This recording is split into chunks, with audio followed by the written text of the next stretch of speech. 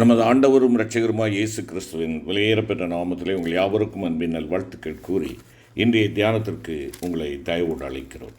இன்றைய தியான பகுதி எபேசியர். அப்போஸ்தலனாகிய பரிசுத்த பவுல் எபேசியருக்கு எழுதின நிருபம் 2ஆம் அதிகாரம் 1 முதல் 10 வசனங்கள். 1 முதல் 10 வசனங்கள். தியான வசனம் 4 மற்றும் 5ஆம் வசனங்கள். தேவனோ இரக்கத்தில் ஐஸ்வர்யமுள்ளவராய் நம்மில் அன்பு கூர்ந்த தம்முடைய மிகுந்த அன்பினாலே அக்கிரமங்களில் மரித்தவர்களாயிருந்த நம்மை கிறிஸ்துவுடனே கூட உயிர்ப்பித்தார். கிருபையினாலே ரட்சிக்கப்பட்டீர்கள். என்னை கேட்டுக்கொண்டிருக்கிற என் அருமையான சகோதர சகோதரிகளே, தேவனுடைய ஐஸ்வர்யங்களை குறித்து இந்த நாட்களிலே நாம் தியானித்து வருகிறோம். ஆம், ஆண்டவருடைய ஐஸ்வர்யங்கள் என்று நாம் பார்க்கின்ற பொழுது ஞானம், அறிவு ஆகிய ஆண்டவருடைய ஐஸ்வர்யங்களை நாம் தியானித்தோம். அதைத் தொடர்ந்து கிருபையின் ஐஸ்வர்யத்தை நாம் கடந்த நாளிலே தியானித்தோம். இன்று தொடர்ச்சியாக இரக்கத்தின் ஐஸ்வர்யத்தை குறித்து பார்க்க ஆண்டவர் நமக்கு கிருபை செய்வாராக. இரக்கம் என்று சொல்லுகின்ற பொழுது இங்கே பவுலடிகளார் சொல்லுகிறார், அந்த 2வது அதிகாரத்தை நாம் பார்க்கின்ற பொழுது தம்முடைய இரக்கத்தின் ஐஸ்வர்யத்தின்படியே பாவங்களிலும் அக்கிரமங்களிலும் மரித்திருந்த நம்மை உயிர்ப்பித்தார் என்பதாக குறிப்பிடுகிறார். ஆம், இந்த கிருபையும் இரக்கமும் இங்கே நமக்கு காட்டப்பட்டிருக்கிறது. ஆனால் இந்த இரக்கம் அல்லது கிருபை இவை இரண்டும் பெரும்பாலும் அநேகர் நாம் குழப்பமடைகிறவர்களாக காணப்படுகிறோம். ஒருவேளை இந்த வார்த்தைகளுக்கு ஏற்ற சரியான அர்த்தங்கள் இருந்தாலும் இரக்கமும் கிருபையும் ஒன்று அல்ல. வித்தியாசத்தை சுருக்கமாக சொல்ல வேண்டுமென்றால், இரக்கம் என்பது தேவன் நம்முடைய பாவங்களுக்கு தகுந்தாற்போல் நம்மை தண்டிப்பதில்லை. மேலும் கிருபை என்பது நாம் அதற்கு தகுதியற்றவர்கள் என்ற போதிலும் தேவன் நம்மை ஆசீர்வதிப்பதாகும்.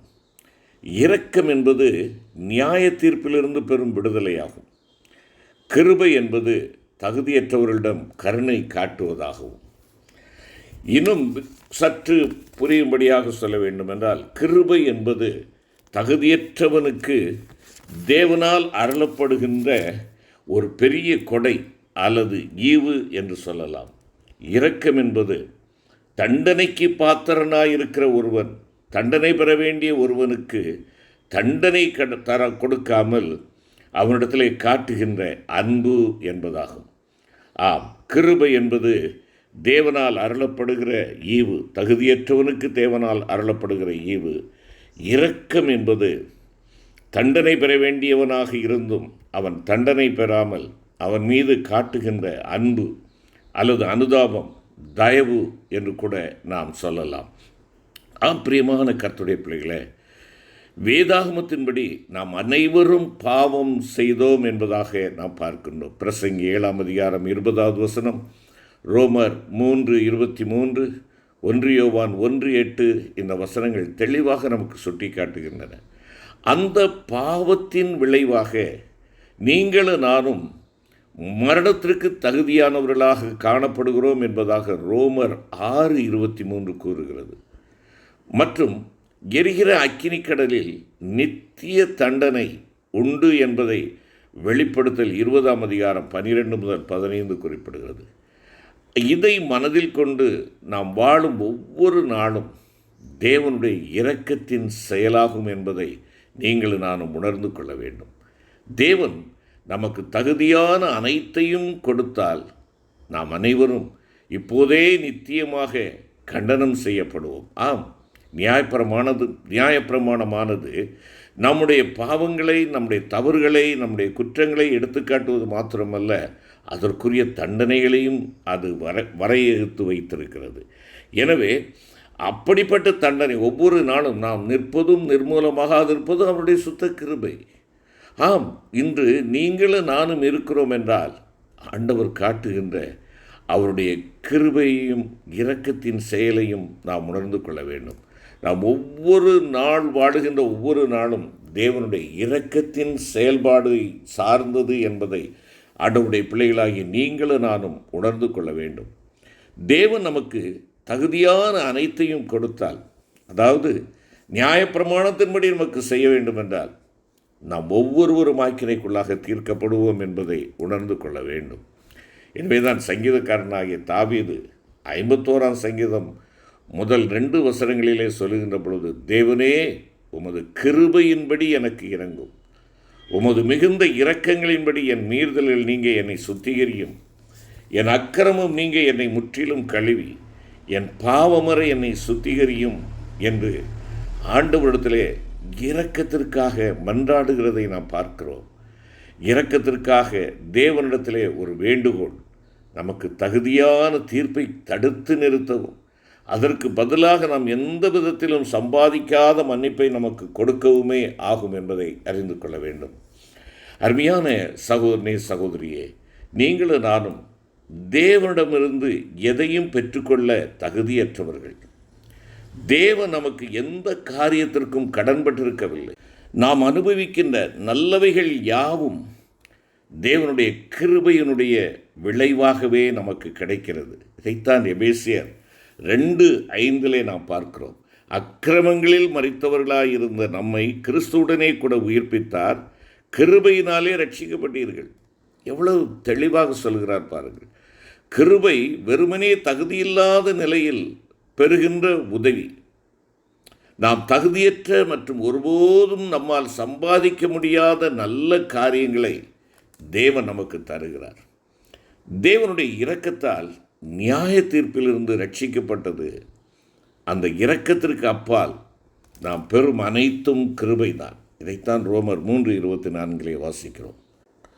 பொதுவான கிருபை என்பது தேவன் தமக்கு முன்பாக இருக்கும் ஆவிக்குரிய நிலைப்பாட்டை பொருள்படுத்தாமல் மனித குலம் அனைவருக்கும் அளிக்கும் ராஜ்யபார கிருபையை குறிக்கிறது.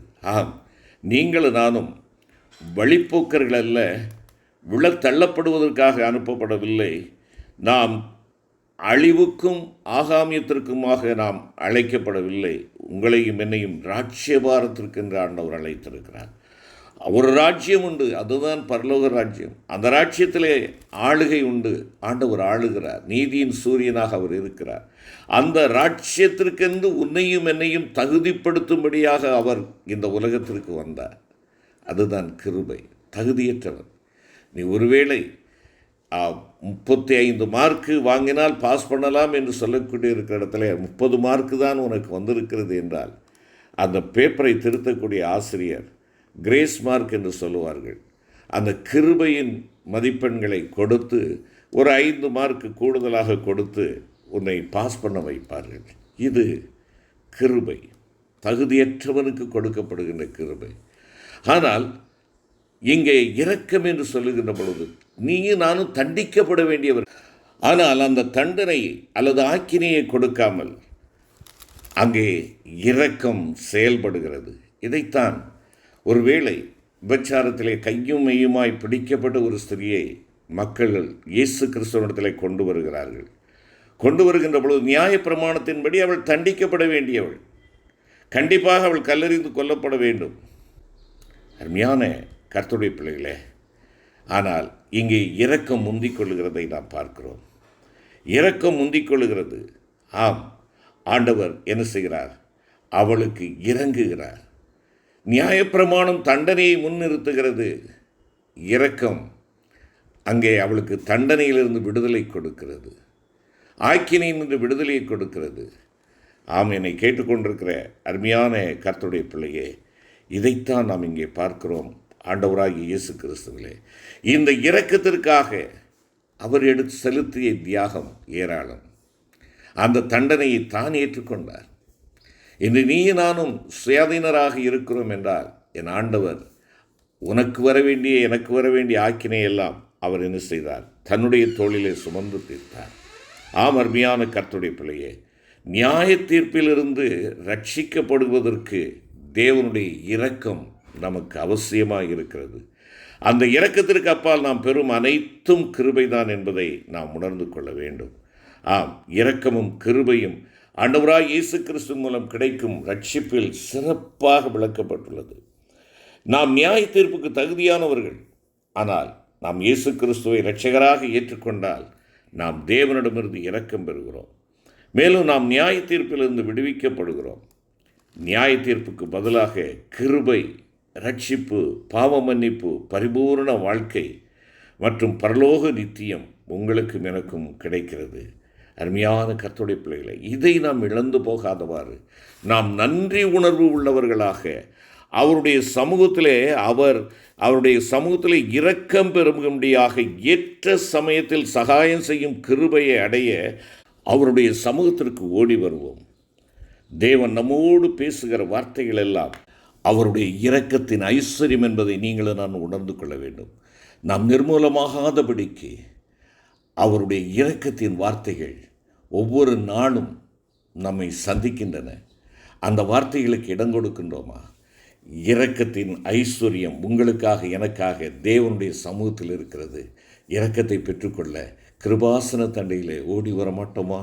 ஜெபிப்போம். கிருபை நிறைந்த ஆண்டவரே, இரக்கம் நிறைந்த கர்த்தாவே, உம்முடைய இரக்கத்தின் ஐஸ்வர்யத்திற்காய் நன்றியப்பா.